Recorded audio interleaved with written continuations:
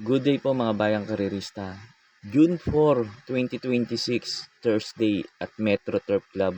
Start time at 5:30 p.m. Yung mga pa-shoutout nyo po nasa dulo po ngayon kasi medyo marami po ngayong araw na to.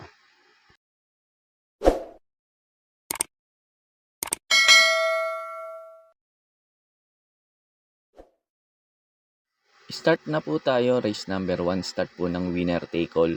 Races 1 to 7. Distance 1,400 meters. Dito sa race number 1, start ng winner take all. Pag may mga kursunada kayo dito, dagdag nyo lang kasi halos lahat to may mga panalo. Para hindi kayo malaglag sa race number 1. Kung may puhunan naman, pwede kayong magkaladkad dito. Kahit aanim lang to, medyo magulo to. Halos lahat ng preba nito, pantay-pantay lang. Kaya pipili ako dito, dalawa lang para makatipid. Pero pag may kursunada, dagdag lang po. Pampremera ko dito, numero 2, Bossing Ray. Ito tingin ko hindi lang binigyan ng importansya to. Last run nito kasi medyo malakas yung laban na yun. Pero ngayon pag binigyan ng importansya na may-ari ito, kung Bossing Ray na to, tingin ko malaki chance na itong manalo. Numero 2, Bossing Ray. Tapos second choice ko na rin yung Tumersero last run kay Hermes Way. Sterling Pounds. Sterling Pounds, laging nasa in the money itong kabayo na to. Tingin ko may pagkakataon na nito manalo dito. Numero 3 na to, Sterling Pounds. Pagkatapos nga pala ng info ko dito, in-upload ko po yung last run nila Bossing Ray, Sterling Pounds, saka ni Age of Glory. Para magkaroon po kayo ng idea kung paano nyo po sila tatayan. Kaya po sa race number 1, pang-primera ko po numero 2, Bossing Ray. Tapos second choice ko numero 3, Sterling Pounds. There. On their way now, one in front is taken by Hermes Way. Moving up now, Ozymandias. Then Rocksteady next in line, then followed by Clever Boy. And as they leave the chute now, that's a favorite. Hermes Way shows the way now to about 3 lengths, followed now by Rocksteady. Running outside is Clever Boy. But still, Hermes Way, Liz Malang, here comes Crucial, nobody outside second, running in third. Another 3 lengths to Clever Boy, then followed by Rocksteady, Dunpari inside now, Edge of Gloria. And as they round the last 600, it is still Hermes Way, Liz by half a length, being chased by Crucial. But still Hermes Way, back to 2 lengths lead now, followed by Crucial in second. Then 4 lengths for the back now, coming closer from behind, or coming from behind, Articulo 11. And final turn now, it is still Hermes Way, swings away now to about 5 to 6 lengths, followed by Crucial, Articulo 11, nobody outside, done for the inside, Sterling Pounds. And at the wire, an easy win for the top favorite. Hermes Way, second close, Articulo 11, Sterling Pounds, Edge of Glory, Crucial, and runner number 11, that's Bossing Ray. Our opening race is over. Buying Kararista, and it belongs to the favorite. Entry number 12, that is Hermes Way with jockey JT Zarate. And close for second between number 7 horse Articulo 11 and number 8 Sterling Pounds. Then comes number 4 Edge of Glory and Crucial according to our racetrack announcer. That's 12 close, 7 and 8. Then comes number 4. Sa race number 2 na po tayo, start po ng pick 6, races 2 to 7. Distance 1,400 meters. Pang-primera ko dito numero 6, Wallop.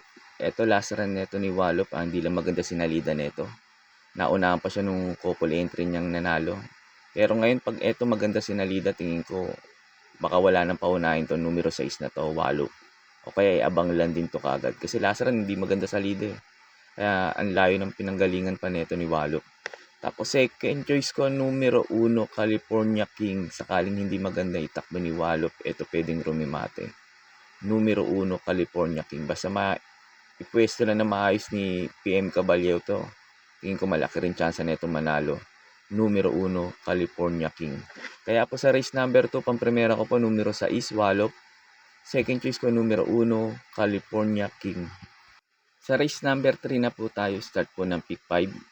Races 3 to 7, distance 1,400 meters. Dito sa race number 3, pag may mga kursunada po kayo, dagdag nyo lang po. Race number 3, tingin ko 2 horse race lang. Numero 4, Birchstone, sa ni numero 8, Chancellatius. Kaya pipili na lang ako isa. Numero 8, Chancellatius, ito para po sa akin dito sa race number 3. Sosolohin ko na po to. Tingin ko kahit 58 ang timbang neto, laki naman kabayo ito, saka mabilis. Tingin ko pag ito hindi hinabol ka agad ni Birchstone sa unahan, kasi wala akong nakikita mabilis kundi si Birchstone lang na pwedeng humabol sa kanya, saka si Lucky Mama, pero iba kasi bilis neto ni Chancellatius. Kaya tingin ko pag ito napabayaan, kasi 1-4 lang to, tingin ko malaki chance makatapos ng karera. Tingin ko hindi yung 58 kasi nga iksi ng karera. Pag napabayaan at nakalayo, tingin ko malaki chance manalo. Numero 8, Chancellatius. Kaya po sa race number 3, itong numero 8, Chancellatius, para po sa akin, sosolohin ko na po. Sa race number 4 na po tayo, start po ng pick 4. Races 4 to 7, distance 1,400 meters. Dito sa race number 4, may nakikita ko mabilis. Ito sila Bravo, Lady Sabine, Sahib, Tenacity. Tingin ko yan, maghahabol lang kaagad yan. Kaya pili ko dito yung mga Dirimate at nakakasunod. First choice ko, numero 7, Escondido. Ito, PM Caballejo na. Tingin ko maganda itatakbo na ito at makakarimate kaagad to. At makakasabay. PM Caballejo. Tapos second choice ko, numero 3, Kaboom. Ito, Cambio Jinete, JD Huko na. Tingin ko maganda rin itatakbo na ito ni Kaboom. Tingin ko magandang laban to, Kaboom sa Escondido pag nagkasabay ng remate to. Kaya sa race number 4, pampremera ko, numero 7, Escondido. Tapos second choice ko, numero 3, Kaboom. Sa race number 5 na po tayo, sa Last DD plus 1, distance 1,400 meters. Pampremera ko dito yung couple entry numero 6, Arcturus, saka yung Color Blast. Pares maganda tinakbo na nito last run, kaya tingin ko pares may panalo tong couple entry na to.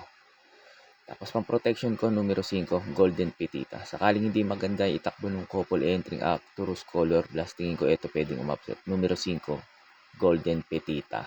Kaya po sa race number 5, pampremera ko po, couple entry numero 6, Arcturus, 6A, Color Blast. Tapos second choice ko, numero 5, Golden Petita. Sa race number 6 na po tayo, sa last double, distance 1,400 meters. Pampremera ko dito yung couple entry numero 4, Carmela's Love. Tapos yung 4A, Alibaba. Yung Carmela's Love, tingin ko mag-aabang lang dito to.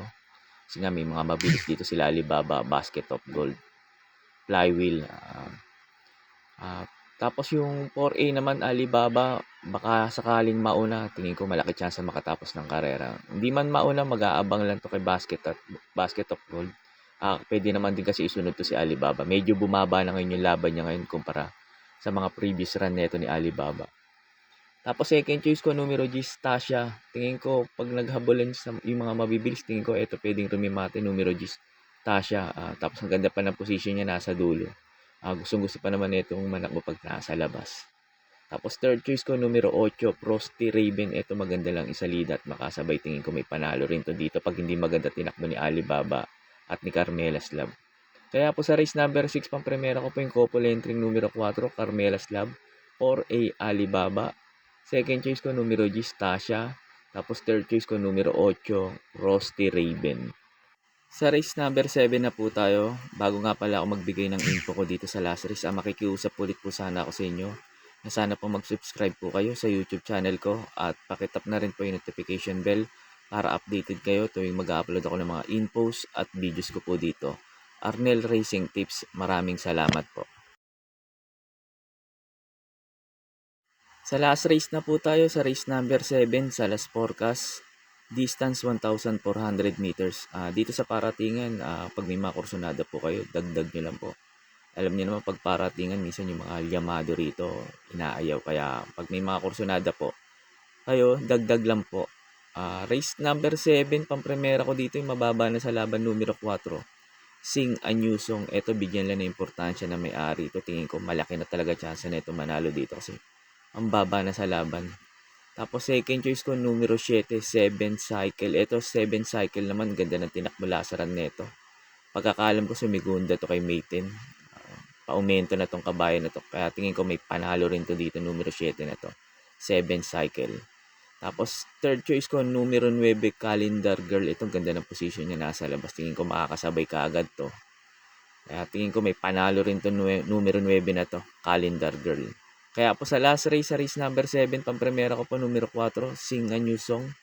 Second choice ko po numero 7, 7 cycle. Tapos third choice ko numero 9, Calendar Girl. Yun lang po, and good luck and happy racing po mga bayang karerista. Pagkatapos nito yung mga pa-shoutout nyo po.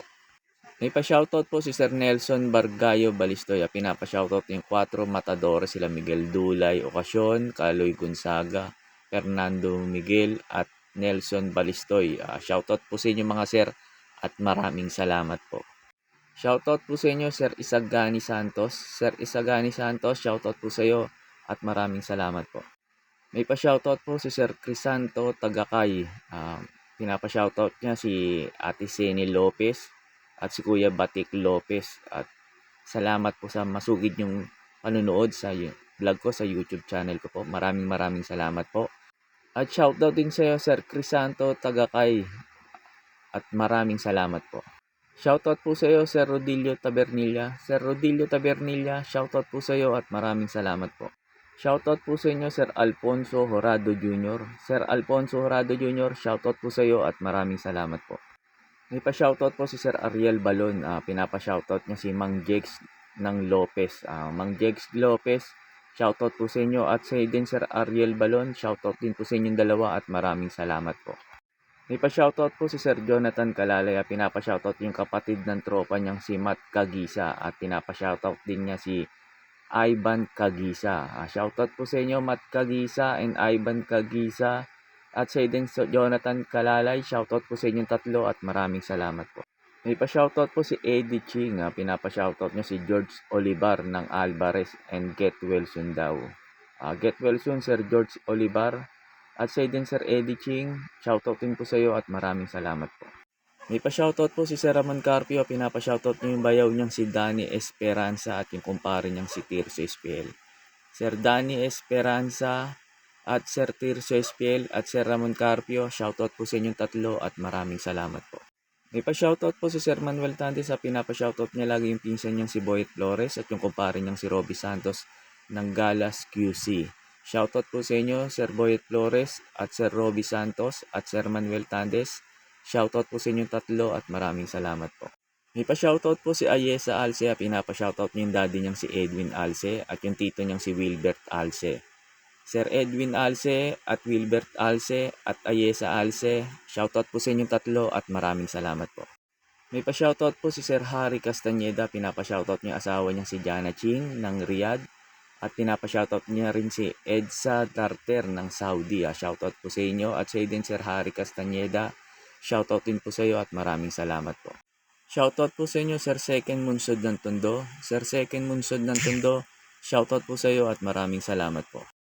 May pa-shoutout po si Sir Hermiano Buscano. Pinapa-shoutout na si Gil Roland ng Deparo Boys. Shoutout po sa inyo Sir Gil Roland ng Deparo Boys at sa din Sir Hermiano Buscano. Shoutout din po sa iyo at maraming salamat po.